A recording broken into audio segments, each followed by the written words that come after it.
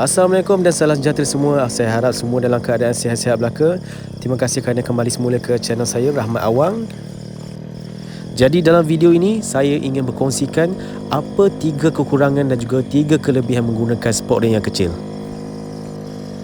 Jadi kekurangan yang pertama bila kita menggunakan sport ring yang kecil ni, kita akan perasan kita punya ralat meter kita dan juga ralat meter daripada GPS akan berbeza. Mungkin daripada standardnya daripada 10 ke 15 km per hour daripada kita punya meter, dia punya tu lari dengan GPS. Tapi bila kita dah tukarkan kepada sport ring yang kecil dengan tayar yang bersaiz kecil, dia akan lari daripada 15 ke 25 km per hour daripada meter GPS. Kekurangan yang kedua adalah cengkaman tayar di permukaan atas jalan raya. Kita akan berasa berkurangan. Jadi apabila kita nak speed tu, kita nak laju, yang tu kita kena beringat-ingat lah, sebabnya cengkaman dia sangat kurang. Jadi kita akan rasa macam melayang-layang sikit bila kita menggunakan tayar yang kecil ni. Mungkin bawa 100 ke 120 macam tu, kita akan rasa masih okey lagi dekat jalan raya sebab kita menggunakan tayar yang kecil. Bila kita dah naik je 13, 14, 15 km per hour tu, masa tu kita akan rasa goyang-goyang. Kemudian kita rasa tak selesa, macam motor tu nak terbang. Kekurangan yang ketiga pula, apabila kita menggunakan sport ring yang kecil, mestilah kita akan gunakan tayar yang kecil juga kan. Jadi bila kita menggunakan tayar yang kecil ni, kita punya tayar tu dia akan lebih cepat haus daripada tayar yang standard. Jadi macam untuk tayar yang ni punya, mungkin dalam masa setahun ataupun setahun setengah macam tu, ikut atas korang punya mileage, berapa jauh korang pergi kerja ke ataupun pergi jalan dekat-dekat dalam town saja ke. Jadi dia punya tayar dia akan lebih cepat haus. Jadi kos untuk korang nak keluarkan duit untuk tukarkan dia punya tayar yang baru, dia akan lebih cepat daripada dia punya tayar yang standard.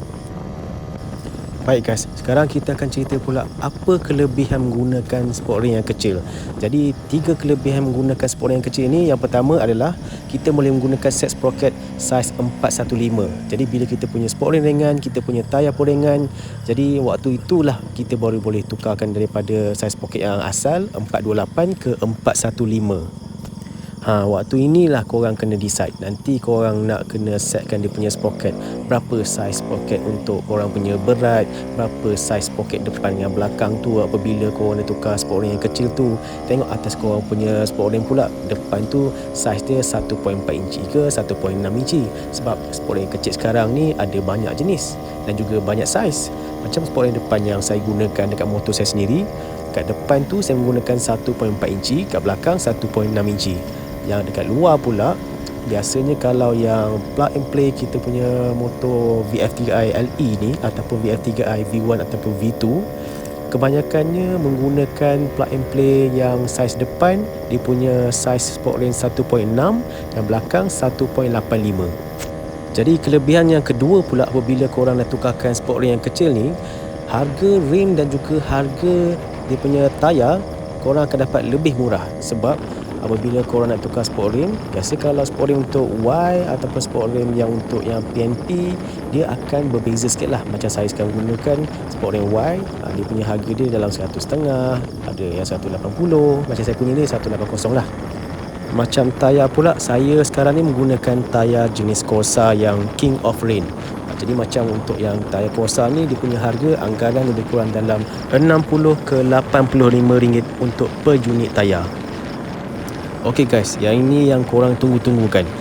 Okey, kelebihan untuk yang ketiga pula, bila korang tukar tayar yang bersaiz kecil dengan sport ring yang bersaiz kecil, mesti korang punya motor akan jadi ringan.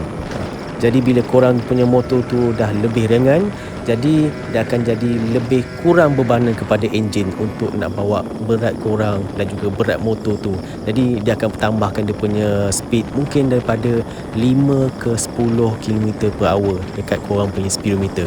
Mungkin sebelum ni korang boleh dapatkan 150, bila dah tukarkan tayar dengan sport ring yang kecil, korang boleh dapatkan 155 ke 160. Baik guys, sampai di sini saja saya punya video kali ini. Saya harap korang dapat bantu saya dengan 2 klik button like dan juga klik button subscribe. Assalamualaikum guys.